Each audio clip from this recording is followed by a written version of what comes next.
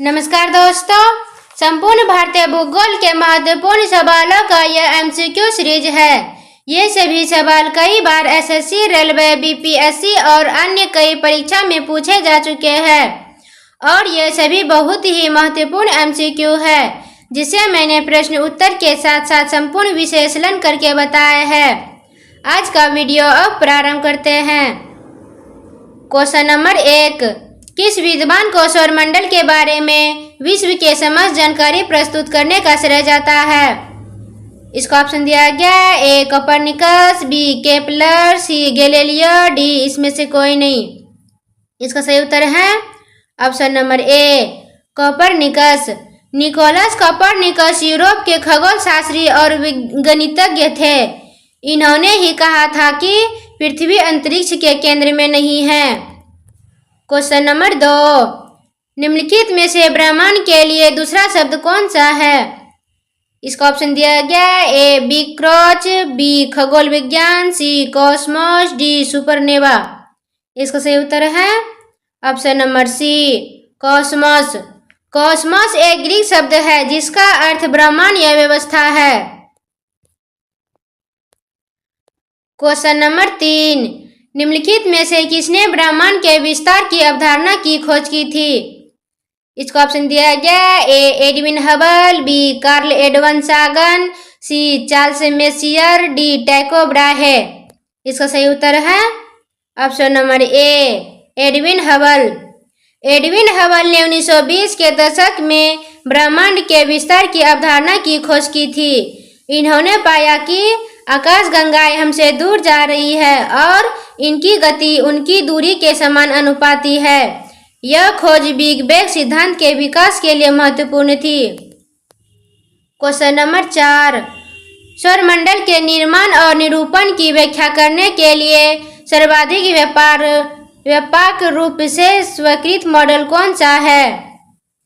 इसका ऑप्शन दिया गया। ए क्लाउड परिकल्पना, बी गैसीय परिकल्पना, सी निहारिका परिकल्पना, डी सौर परिकल्पना। इसका सही उत्तर है ऑप्शन नंबर सी निहारिका परिकल्पना। निहारिका परिकल्पना एक वैज्ञानिक सिद्धांत है जो हमारे सौरमंडल के निर्माण की व्याख्या करता है। इस सिद्धांत के अनुसार पहले एक विशाल घूमते हुए गैस और धूल के बादल से बना था जिसे निहारिका परिकल्पना कहा जाता है। क्वेश्चन नंबर 5, किसने अपने नए आविष्कृत दूरबीन से 1610 के आरंभ में पता लगाया कि बृहस्पति के 4 उपग्रह चंद्रमा है? इसका ऑप्शन दिया गया। A Simon Marius, B Tycho Brahe, C Galileo Galilei, D Johannes Kepler. इसका सही उत्तर है option number C Galileo Galilei. Galileo Galilei Italy के वैज्ञानिक गणितज्ञ दार्शनिक थे। इनका दूरदर्शी के विकास में सहयोग था। क्वेश्चन नंबर 6, किसने सबसे पहले 1655 में शनि के छल्लों का ग्रह के चारों ओर उपस्थित एक डिस्क के रूप में सटीक वर्णन किया था?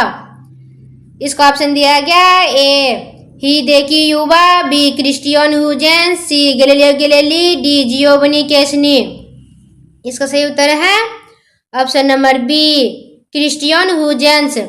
1655 में डच खगोल शास्त्री क्रिस्टियन हुजेंस ने सबसे पहले शनि के छल्लों को ग्रह के चारों ओर एक डिस्क के रूप में सटीक रूप से वर्णित किया था। क्वेश्चन नंबर 7, रात्रि में आकाश में चमकने वाले पिंडों को किस नाम से जाना जाता है? इसका ऑप्शन दिया गया। ए खगोलीय पिंड, बी क्षुद्र ग्रह, सी तारामंडल, डी उल्का पिंड। इसका सही उत्तर है ऑप्शन नंबर ए खगोलीय पिंड। रात्रि में आकाश में चमकने वाले पिंडों को खगोलीय पिंड कहा जाता है। कुछ खगोलीय पिंड बहुत बड़े और गर्म होते हैं और उसके पास अपनी ऊर्जा और प्रकाश होता है। इन्हें तारे कहा जाता है। क्वेश्चन नंबर 8, बिग बैंग सिद्धांत किसकी उत्पत्ति का वर्णन करती है? इसका ऑप्शन दिया गया। ए ब्रह्मांड की उत्पत्ति, बी सितारों की उत्पत्ति, सी आकाशगंगा की उत्पत्ति, डी सौरमंडल की उत्पत्ति। इसका सही उत्तर है ऑप्शन नंबर ए ब्रह्मांड की उत्पत्ति। बिग बैंग सिद्धांत ब्रह्मांड की उत्पत्ति का वर्णन करता है। यह सिद्धांत बताता है कि लगभग 13.8 अरब साल पहले ब्रह्मांड एक अत्यंत गर्म और सघन बिंदु से शुरू हुआ था। फिर एक विशाल विस्फोट के माध्यम से इसका विस्तार हुआ, जिससे आज का ब्रह्मांड बना। क्वेश्चन नंबर 9, ब्रह्मांड की अस्थिर अवस्था की संकल्पना के बारे में किस विज्ञान ने विचार किया था? इसका ऑप्शन दिया गया A Harold Jeffreys, B Edwin Hubble, C Fred Hall, D Pierre Laplace. इसका सही उत्तर है option number C Fred Hoyle. ब्रह्मांड की अस्थिर अवस्था की संकल्पना के बारे में फ्रेड हॉयल ने विचार किया था। स्थिर अवस्था सिद्धांत के अनुसार ब्रह्मांड का कोई आरंभ या अंत नहीं है और यह निरंतर एक समान रहता है। इस सिद्धांत में कहा गया है कि जैसे जैसे ब्रह्मांड फैलता है, नए पदार्थ नियंत्रण बनाए रखते हैं ताकि ब्रह्मांड का घनत्व स्थिर रहे। क्वेश्चन नंबर 10, स्थलीय ग्रह किससे बने होते हैं? इसका ऑप्शन दिया गया ए धातुओं और वायु से, बी चट्टानों और धातुओं से, सी धातुओं और गैस से, डी चट्टानों और गैस से। इसका सही उत्तर है ऑप्शन नंबर बी चट्टानों और धातुओं से। स्थलीय ग्रह, जिसे चट्टानों ग्रह भी कहा जाता है, मुख्य रूप से सिलिकेट चट्टानों और धातुओं से बने होते हैं। हमारे सौरमंडल में बुध, शुक्र, पृथ्वी और मंगल स्थलीय ग्रह है। ये ग्रह सूर्य के सबसे निकट स्थित है और इसका घनत्व अधिक होता है। क्वेश्चन नंबर 11, निम्नलिखित में से स्थलीय ग्रह की पहचान कीजिए। इसका ऑप्शन दिया गया ए बृहस्पति, बी वरुण, सी अरुण, डी बुध। इसका सही उत्तर है ऑप्शन नंबर डी बुध। बुध हमारे सौरमंडल का सबसे छोटा और सबसे सूर्य के सबसे निकट का ग्रह है। यह सूर्य की परिक्रमा सबसे तेजी से करता है, लगभग 88 पृथ्वी दिनों में। क्वेश्चन नंबर 12, निम्नलिखित में से किस एकमात्र ग्रह की सतह पर तरल पानी पाया जाता है? इसका ऑप्शन दिया गया ए पृथ्वी, बी शुक्र, सी मंगल, डी शनि। इसका सही उत्तर है ऑप्शन नंबर ए पृथ्वी। क्वेश्चन नंबर 13, कौन सी विकिरण पेटियां पृथ्वी के चारों ओर चुंबकीय रूप से फंसे अत्यधिक ऊर्जावान अवशोषित कणों के विशाल स्वाथ है? इसका ऑप्शन दिया गया A Van Allen, B Cooper, C Aurora, D Chinook.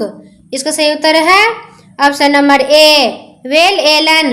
Well Allen विकिरण वेल्ट ऊर्जा अवशोषित कणों का एक क्षेत्र है जिसमें से अधिकांश सौर आयु से उत्पन्न होती है और किसी ग्रह के चुंबकीय क्षेत्र द्वारा उस ग्रह के चारों ओर धारण किए जाते हैं। पृथ्वी पर ऐसा 2 बेल्ट है और कभी कभी अस्थायी रूप से अन्य बेल्ट भी बना सकती है।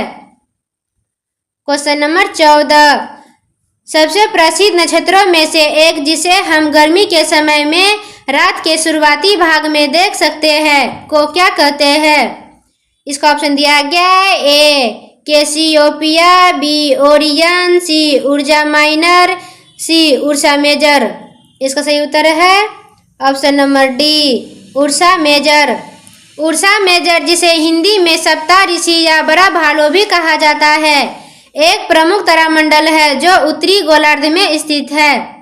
यह आकाश में तीसरा सबसे बड़ा तारामंडल है और अपने विशिष्ट आकृति एक बड़े भालू जैसे के लिए जाना जाता है। इसे अक्सर बिग डीपर के रूप में भी पहचाना जाता है, जो इसके 7 सबसे चमकीले तारों से बनी एक विशिष्ट आकृति है। क्वेश्चन नंबर 15, निम्नलिखित में से किस अवधि में क्वाड्रम टिडस नामक उल्का बौछार पृथ्वी से सामान्यतः दिखाई देती है? इसका ऑप्शन दिया गया ए अगस्त से सितंबर, बी अक्टूबर से नवंबर, सी मई से जून, डी दिसंबर से जनवरी। इसका सही उत्तर है ऑप्शन नंबर डी दिसंबर से जनवरी। धन्यवाद।